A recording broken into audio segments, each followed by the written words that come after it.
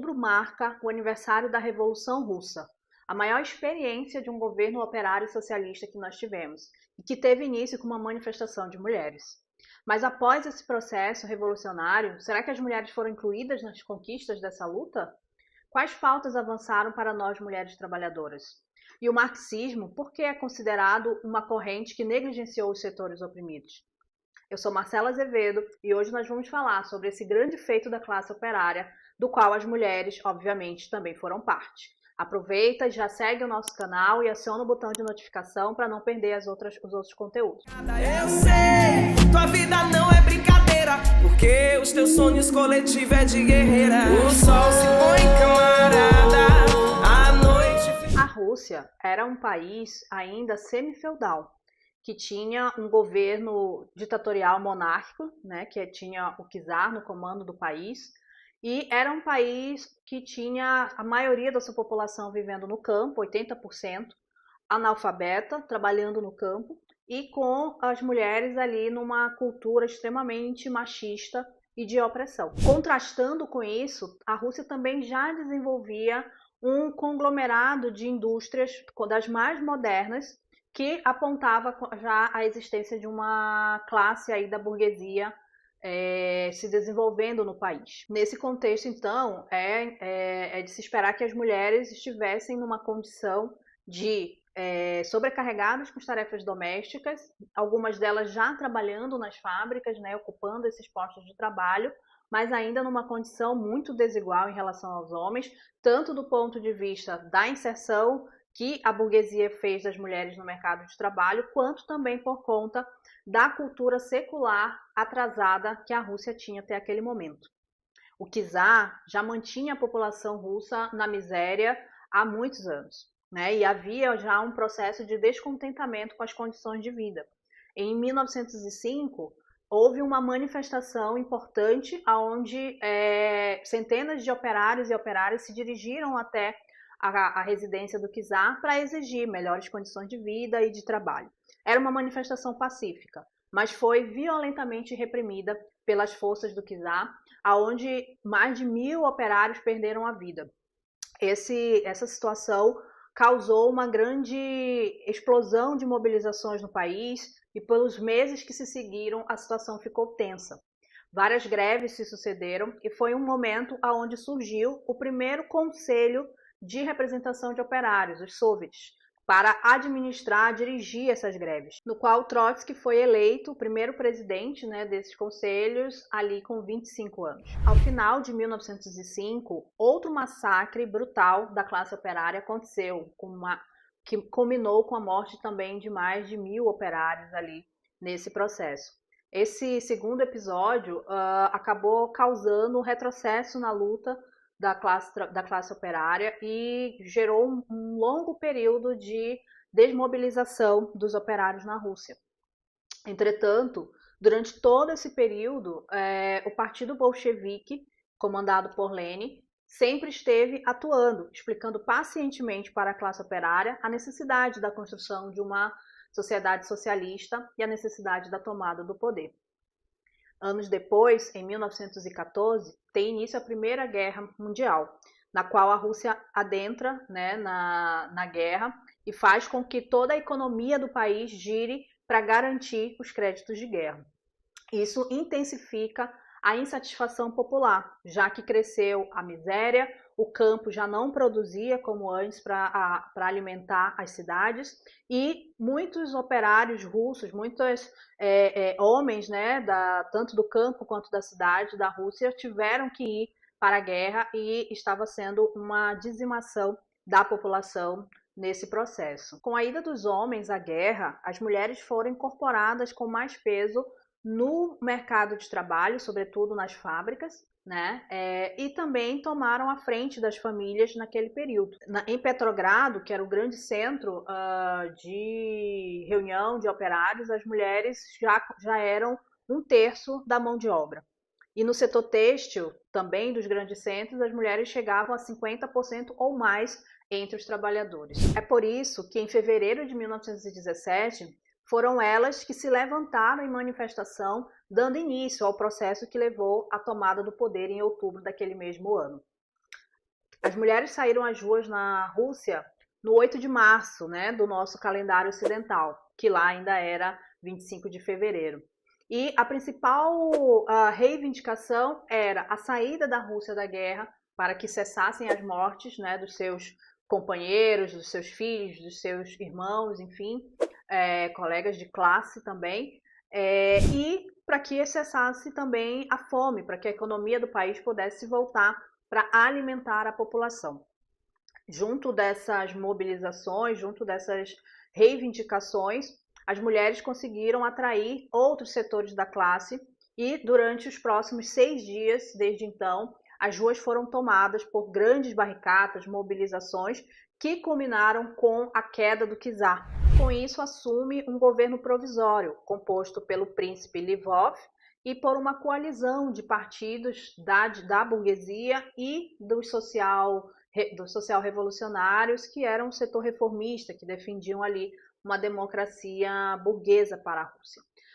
Representando esse setor, estava no governo provisório o Kerensky. É comum dizer que essas manifestações de fevereiro foram espontâneas, porque não havia, de fato, nenhuma organização convocando manifestações para aquele dia. Até recentemente eu vi um vídeo da ultradireita dizendo que Lenin e o Partido Bolchevique se oportunizaram da manifestação espontânea do povo para dizer que estavam dirigindo aquele movimento, né, tentando desmoralizar o processo da revolução. Mas se é verdade que não havia um chamado oficial para as manifestações naquele dia, também é verdade que diferentes organizações na Rússia disputavam a organização das mulheres trabalhadoras. Tanto o Partido Bolchevique quanto o Partido Menchevique tinham um jornal regular direcionado às mulheres.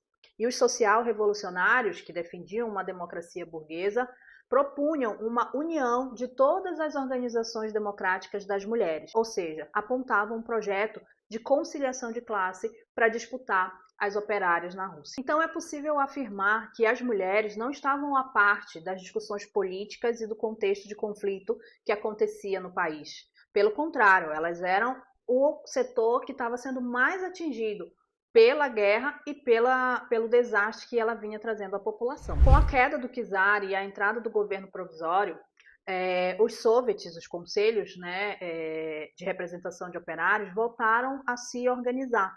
Só que agora dirigidos pelas organizações reformistas que estavam no governo provisório. E esse governo ele foi se sucedendo com diferentes representações por cerca de 8 meses.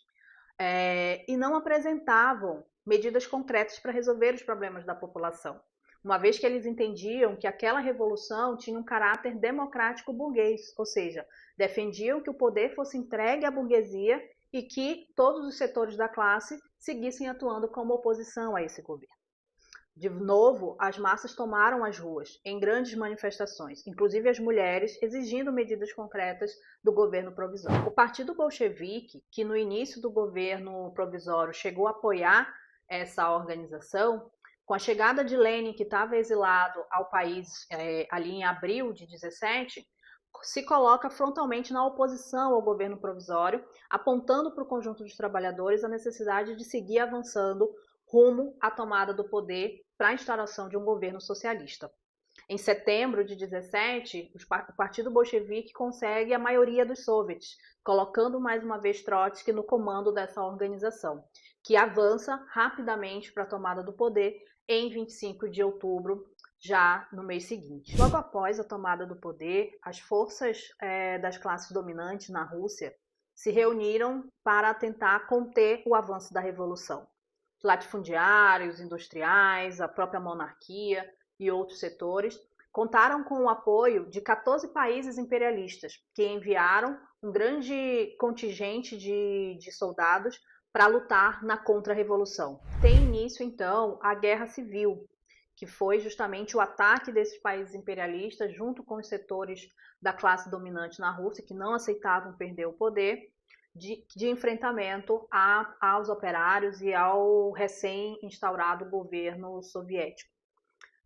Como o Estado soviético tinha um exército mínimo, né, já que grande parte dos camponeses e operariados que tomaram as tarefas militares tinham ido para a guerra, muitos tinham morrido, foi preciso recompor rapidamente ali um exército para fazer essa defesa da Revolução. Trotsky ficou responsável pela conformação do Exército Vermelho já em 1918 e traçou a estratégia para enfrentar, então, nessa guerra civil, o Exército Branco. É importante dizer que durante todo esse período a população estava ainda vivendo os problemas que culminaram na Revolução. A fome, né, e mais uma vez tendo que se confrontar com uma guerra. Nesse processo, as mulheres imediatamente tomaram lugar nos frontes de batalha, foram criados vários batalhões onde só tinham mulheres fazendo o enfrentamento com o Exército Branco.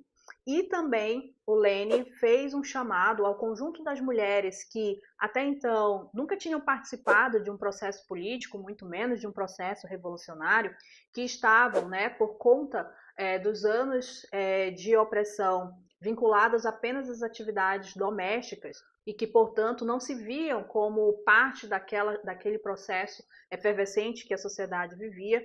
Lenin fez um chamado a essas mulheres a partir da sua experiência, também ajudar no processo de defesa da Revolução.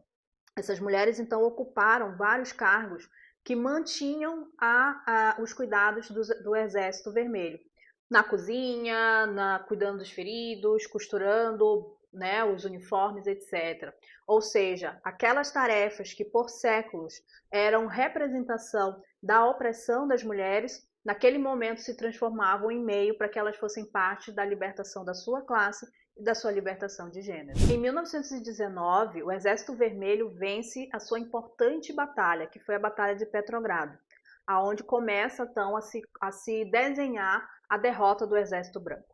A Guerra Civil se estende até 1922, quando o Exército Vermelho sai de fato vitorioso. Entretanto, essa vitória teve um peso muito grande para a população russa e para o recém-instaurado governo soviético, pois o país estava destroçado, os meios de produção destruídos pela guerra e também houveram aí um número absurdo de mortes de operários e dirigentes bolcheviques que estavam atuando nesse processo do enfrentamento à contra-revolução. Porém, mesmo com essa situação crítica do país, tendo que responder a essa resistência, em nenhum momento a pauta das mulheres foi secundarizada no processo de instauração da nova sociedade socialista.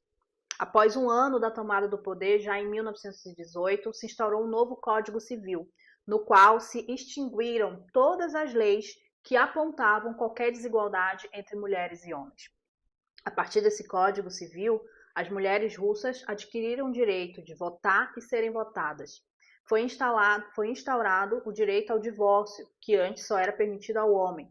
Também se deu a construção da Seguridade Social, se garantiu o salário igual para o trabalho igual, se garantiu o aborto legal e também se instituiu a igualdade para os filhos naturais e legítimos, né? Sendo que os legítimos eram aqueles advindos dos casamentos oficiais. Também se garantiu a pensão alimentícia para qualquer mulher que determinasse a paternidade dos seus filhos.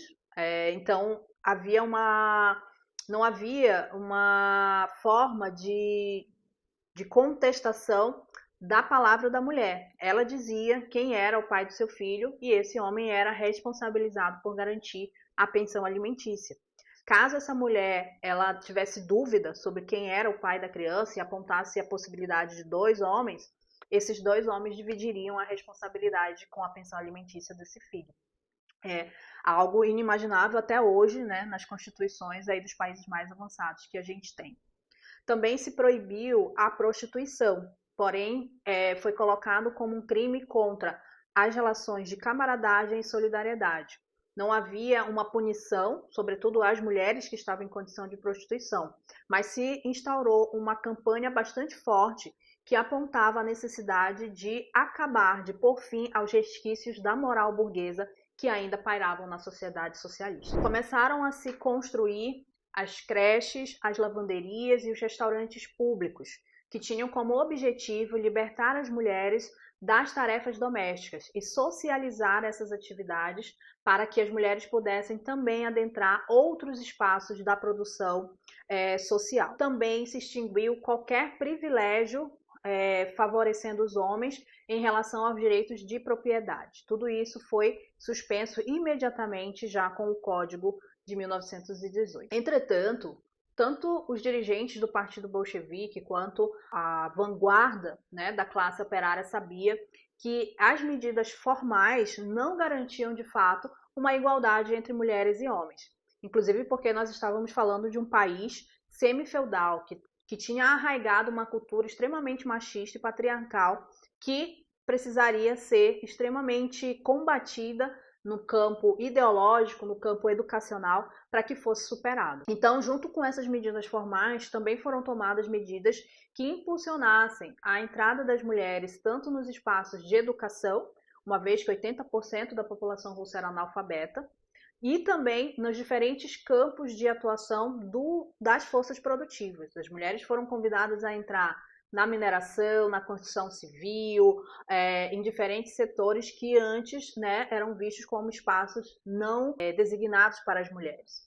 Também houve um forte empenho do Partido Bolchevique e dos movimentos de mulheres, né, das organizações de mulheres, em impulsionar a participação das mulheres nos espaços políticos, ocupando os sindicatos, ocupando os soviets, ocupando também os espaços administrativos do Estado e do Partido Bolchevique. Eram comuns, então, se organizarem reuniões de mulheres, congressos de mulheres sem partido, havia campanhas direcionadas para as mulheres para que elas se candidatassem aos postos do Soviet e também havia campanha para que elas fossem eleitas. Havia esse cuidado minucioso para que as mulheres fossem integradas em todos os espaços sociais da nova república. Lenin, sempre que convidado a esses espaços, fazia questão de afirmar que nenhum outro país, por mais avançado e progressivo que fosse dentro do capitalismo, tinha avançado tanto na garantia de direitos das mulheres e na garantia de condições para que elas pudessem seguir avançando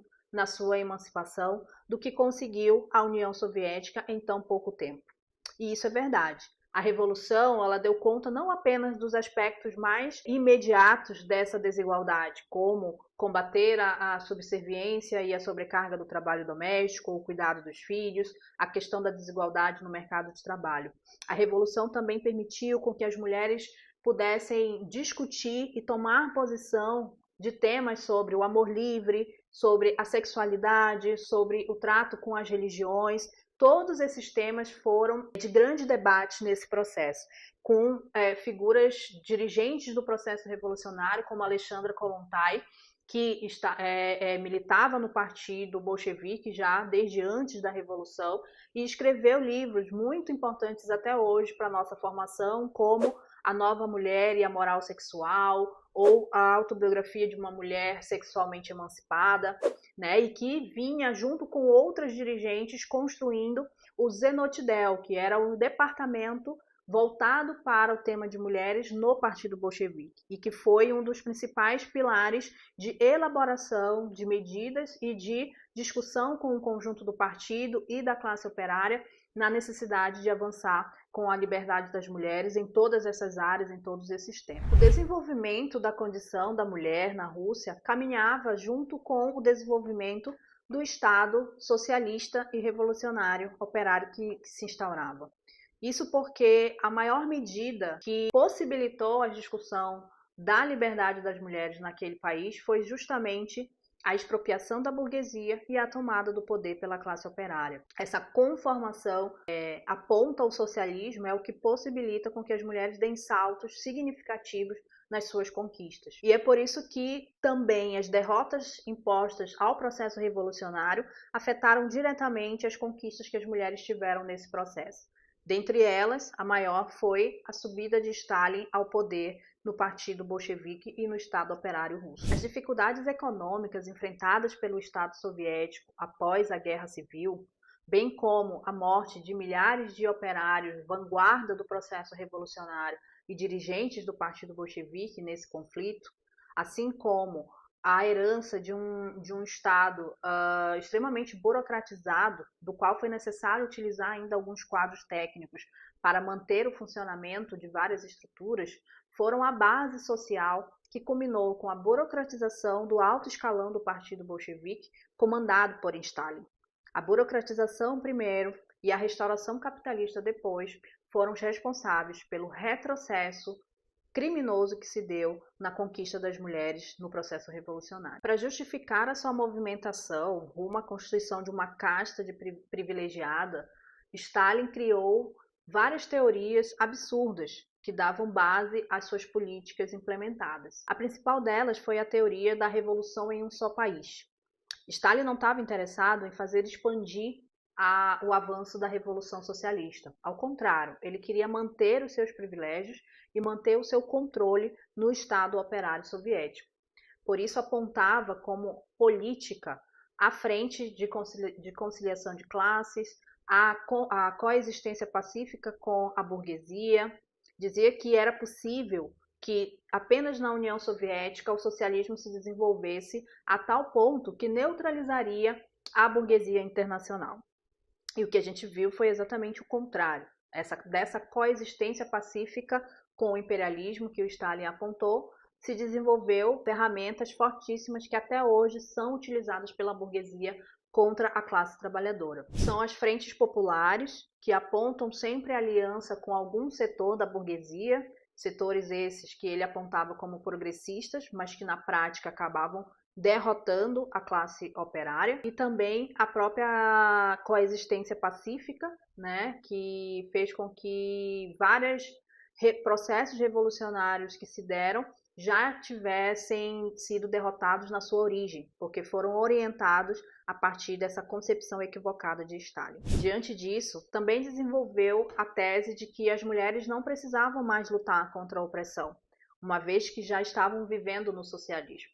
E isso foi utilizado para pavimentar todos os ataques que se deu às conquistas que as mulheres tinham alcançado até então. Alguém pode falar, mas agora é fácil dizer que estava errado, né? Agora que passou, e dizer que isso não tinha nada a ver com o que o Partido Bolchevique defendia desde o início. Teve muita resistência a essa postura do Stalin, a essas elaborações e principalmente as políticas que ele vinha implementando. Trotsky mesmo, né, que dirigiu a oposição de esquerda, o principal movimento se colocou no enfrentamento ao que Stalin vinha desenvolvendo, escreveu vários textos, inclusive falando sobre o quanto que os retrocessos nas conquistas das mulheres representavam também um retrocesso no avanço da revolução, né, naquilo que havia de mais latente no espírito da Revolução de 17. Kupskaya, uma dirigente também do Partido Bolchevique, responsável por mudanças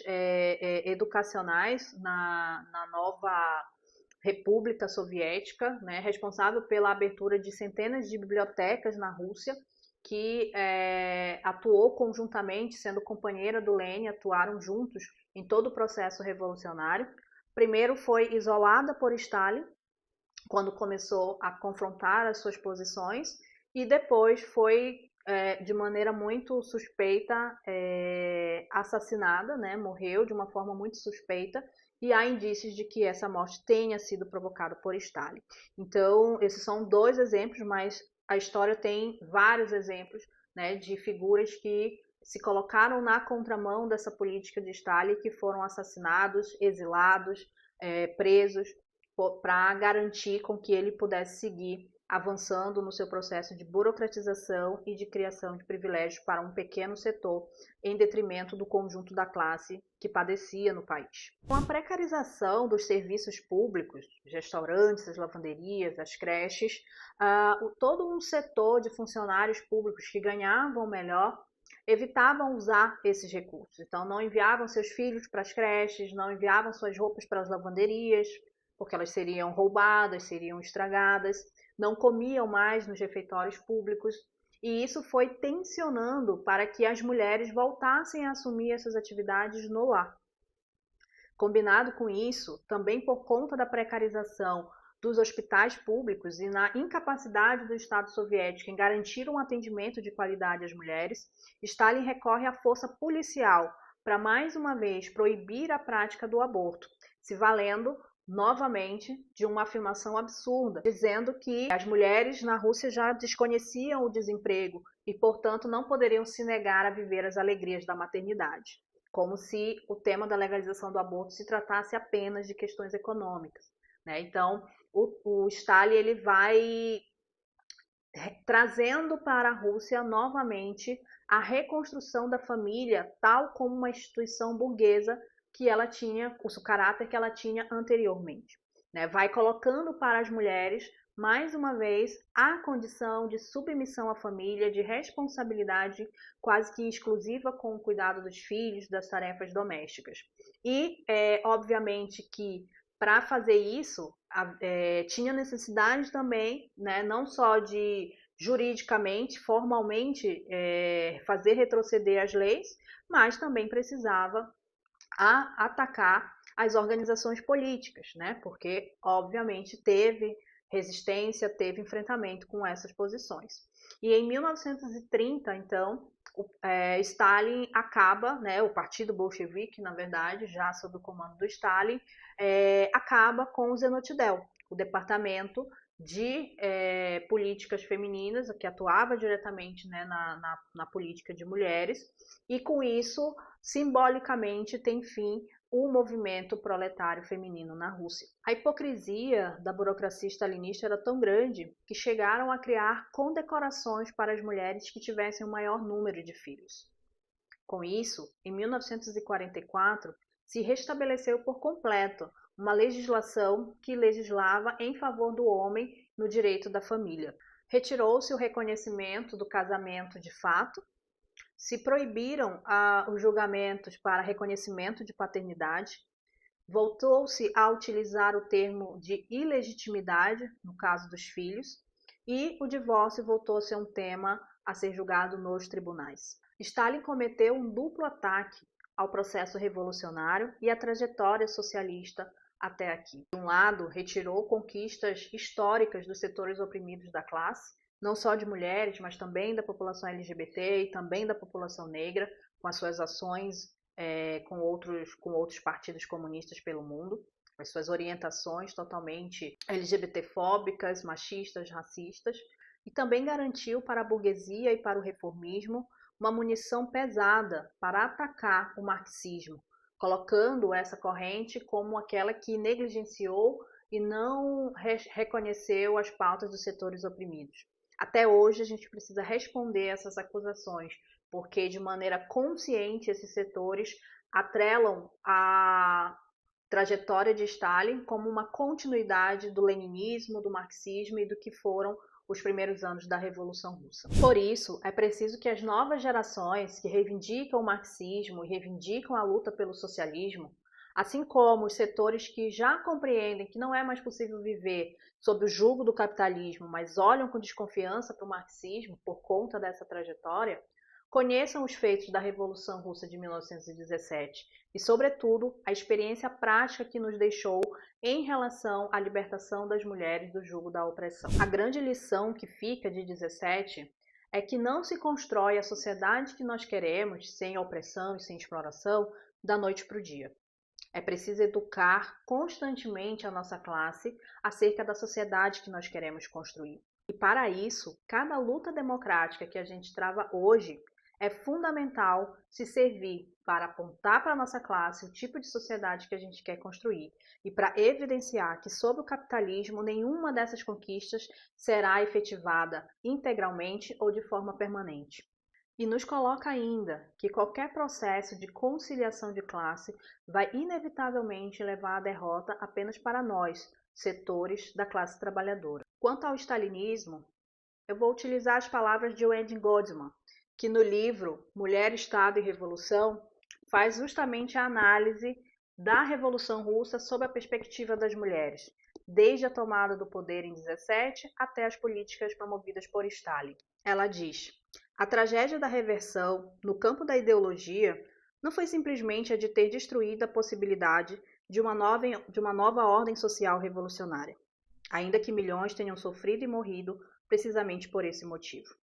A tragédia foi que o partido, sob o comando de Stalin, continuou se apresentando como herdeiro genuíno da visão socialista original, mascarando seu enfoque restrito à produção com a retórica vazia da emancipação feminina, abandonou sua promessa de socializar o trabalho doméstico e fomentar relações mais livres e iguais entre homens e mulheres.